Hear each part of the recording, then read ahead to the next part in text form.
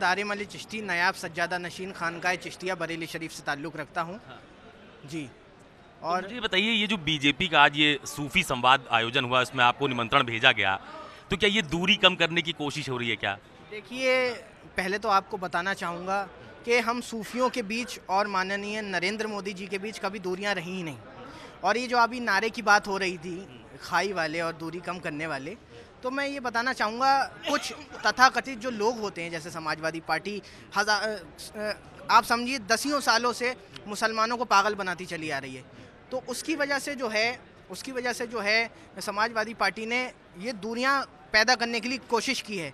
तो ये जो नारा है, ना दूरी है ना खाई है, मोदी हमारा भाई है, तो ये जो समाजवादी पार्टी के लोग हैं या दीगर जो हैं जमातों के लोग हैं जो मुसलमान और बीजेपी के बीच में दरारें डालना चाहते हैं, ये उनके लिए है, उनके मिशनों को नेस्तो नाबूद करने के लिए कि ना दूरी है ना खाई है, मोदी हमारा भाई है और रहेगा हमेशा।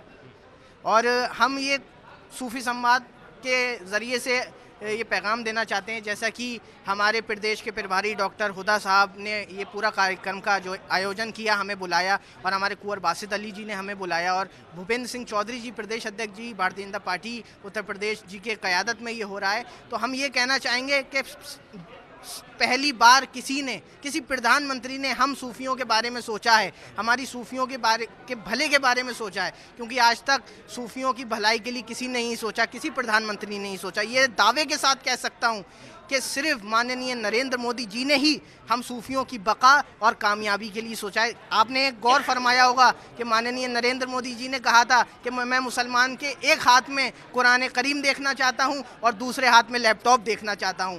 तो माननीय नरेंद्र मोदी जी ने सूफियों को, मुसलमानों को, अल्पसंख्यक लोगों को शिक्षा के तरफ भी जोड़ने का काम किया है। तो हम 2024 में भरपूर वोटों से जिता करके एक बार फिर माननीय नरेंद्र मोदी जी को अपने देश का प्रधानमंत्री चुनेंगे और ये बता देंगे कि मुसलमान सूफी भी किसी से कम नहीं और भारतीय जनता पार्टी के साथ कदम से कदम मिला के खड़ा हुआ है। अच्छा, मुझे ये बताइए, ये जो बार बार बात हो रही है कि खासतौर पर अल्पसंख्यकों को बीजेपी से जोड़ने की एक बड़ी मुहिम चलाई जा रही है, ये भी उसी का पार्ट है क्या?